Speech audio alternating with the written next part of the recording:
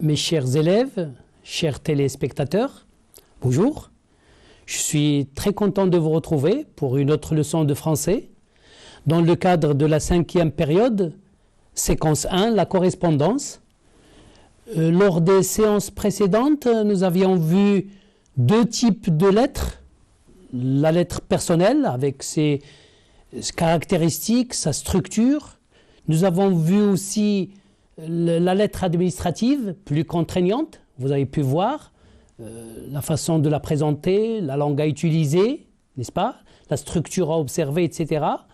Et aujourd'hui, je vous présente une leçon de langue, une leçon de lexique autour du mot correspondance. Voici les objectifs de notre leçon. Deux objectifs ont été retenus. Premier objectif, identifier différents sens du mot correspondance. Deuxième objectif, utiliser correctement des mots appartenant au champ sémantique de la correspondance. Comme d'habitude, observons et analysons. Regardez bien cette page. Lisez.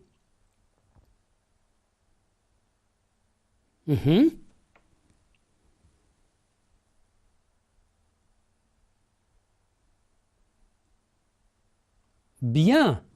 C'est quel type de texte? C'est une lettre, exactement, tout à fait. Vous avez reconnu la disposition, la structure, la forme, le lieu, la date, la formule d'appel ou d'appellation, cher correspondant. Vous avez vu la signature, la formule de politesse aussi, cordialement. Qui écrit cette lettre? C'est Kamal, très bien, c'est lui qui signe. À qui écrit-il cette lettre? À un correspondant. C'est exact, on ne connaît pas son nom, c'est indiqué cher correspondant. Pourquoi Kamal écrit-il cette lettre? Cherchez. Tout à fait. Pour répondre à une annonce de correspondance. Il est intéressé, il aimerait lui aussi correspondre avec cette personne. Et il se présente, comme vous voyez très bien.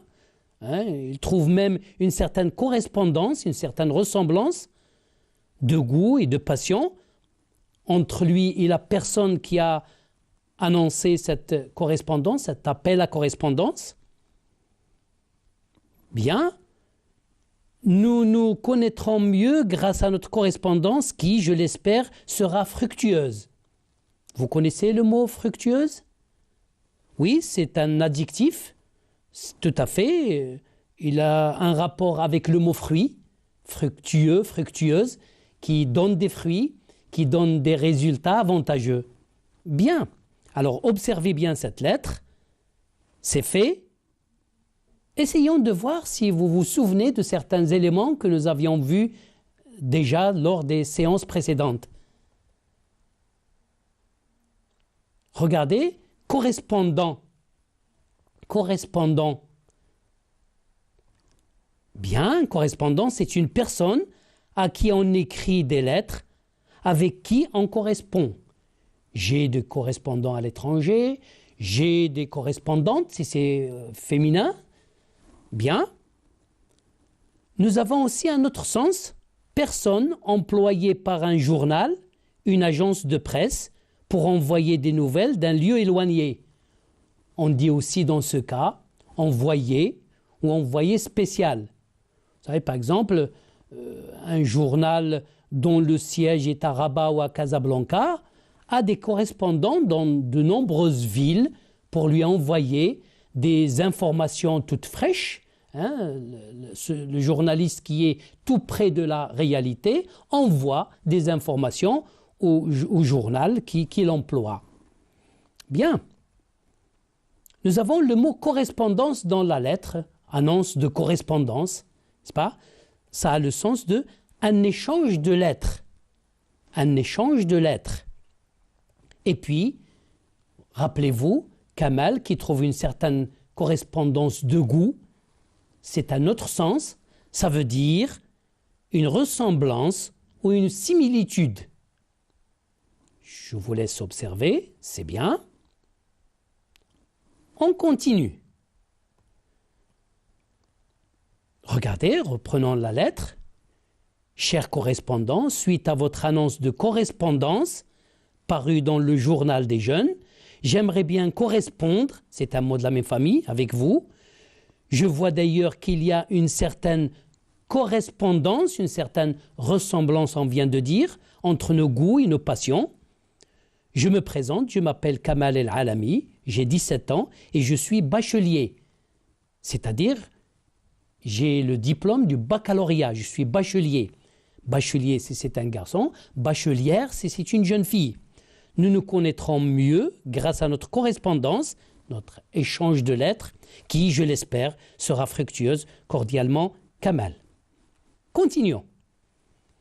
Comme vous le voyez, le mot correspondance est un mot polysémique. Poly, c'est-à-dire plusieurs, sémique, sens. C'est un mot comme beaucoup de mots de la langue française qui ont plusieurs sens. C'est ce que nous allons essayer d'étudier à travers les éléments qui vont suivre tout de suite. Regardez. Pour faciliter la tâche, nous allons faire des entrées par domaine. Nous commençons par le domaine épistolaire, c'est-à-dire le domaine de la correspondance, le domaine des lettres. Regardez, correspondance dans ce sens-là, dans ce domaine, ça signifie relation par écrit entre deux personnes ou bien échange de lettres.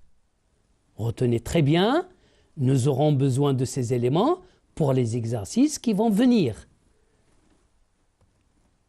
Bien, il ne suffit pas de connaître des mots. Encore faut-il être capable de les employer dans des expressions, dans un contexte, dans des situations de communication.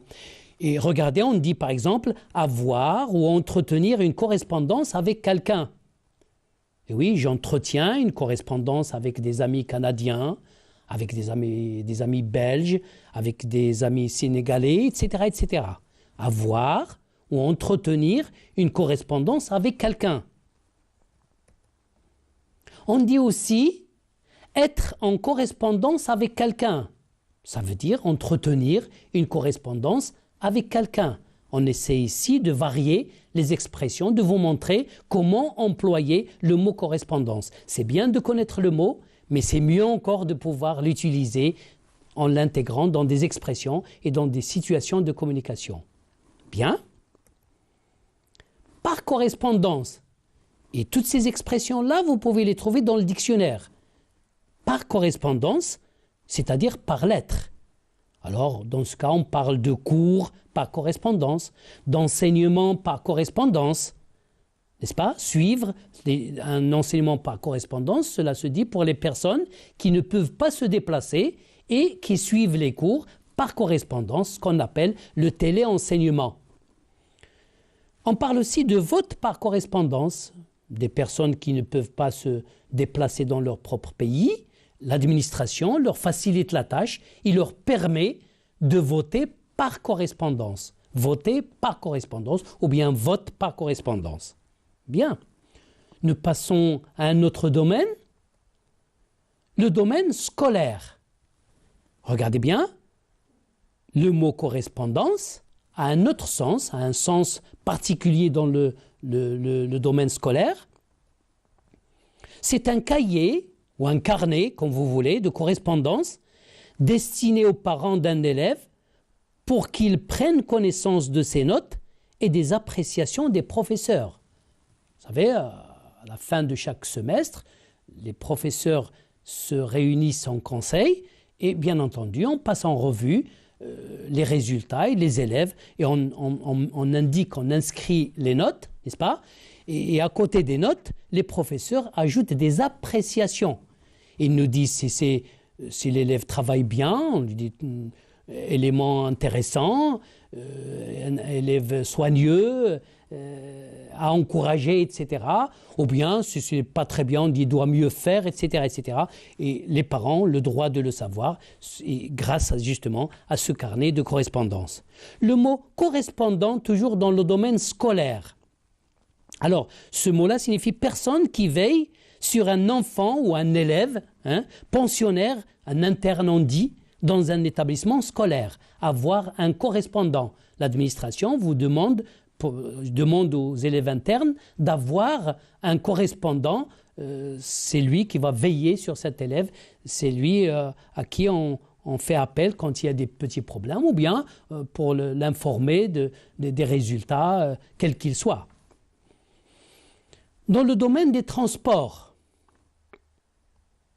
le mot correspondance signifie relation entre deux moyens de transport ou bien ce moyen même, le moyen de transport qui assure cette correspondance. Alors, on dit, voilà une expression, un autocar assure la correspondance à la gare.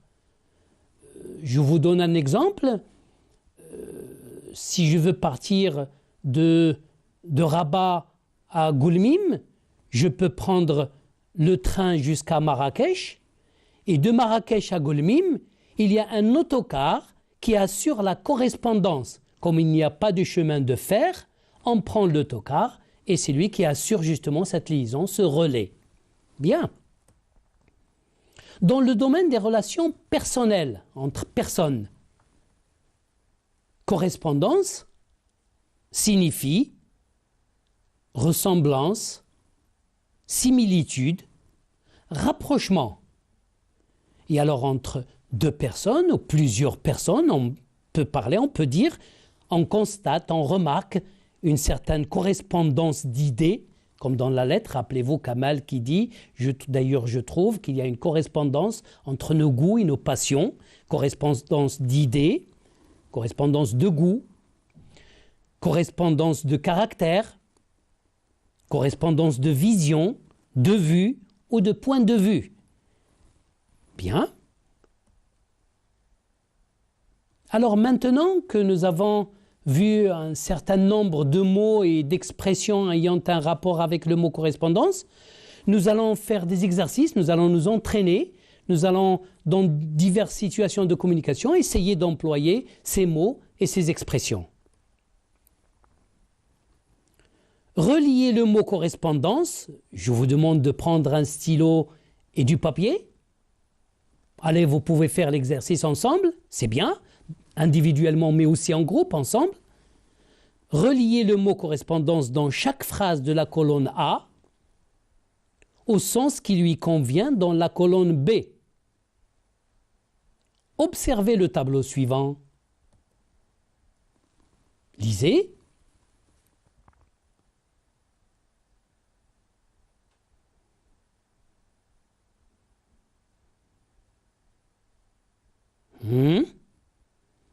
C'est bien. Bien. Les voyageurs se rendant à Fès sont priés d'attendre la correspondance. La secrétaire est chargée de la correspondance commerciale. Ces deux penseurs, ces deux savants, ces deux philosophes on peut dire, sont en parfaite correspondance d'idées.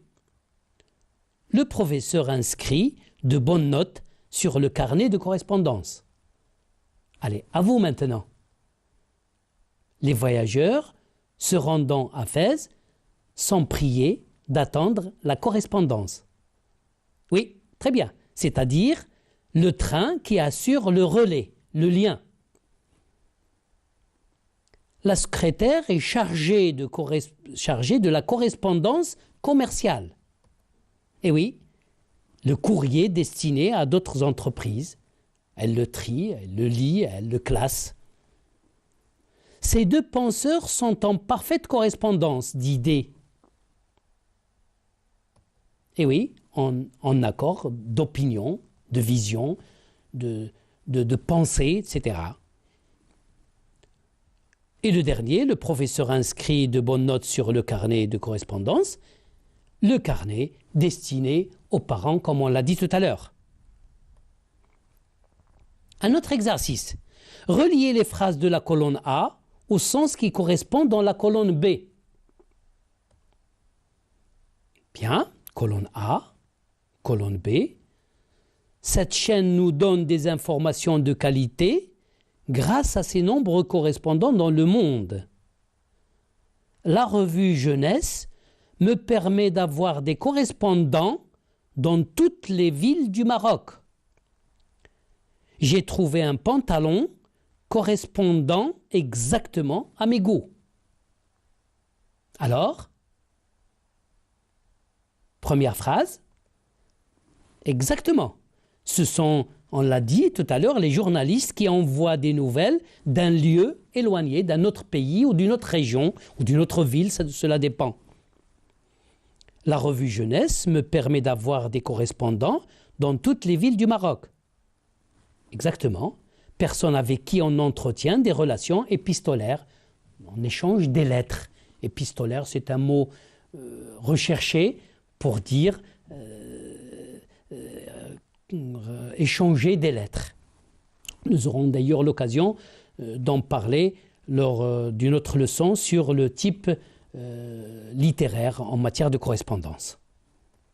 Et puis, j'ai trouvé un pantalon correspondant exactement à mes goûts, c'est-à-dire qui convient, qui répond, qui correspond à mes goûts. Un autre exercice.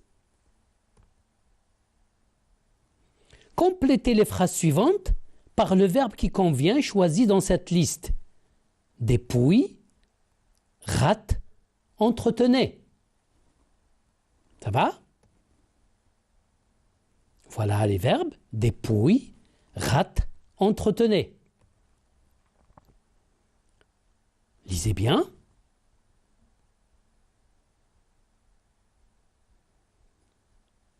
Madame de Sévigné, il me manque un verbe, une correspondance affectueuse avec sa fille.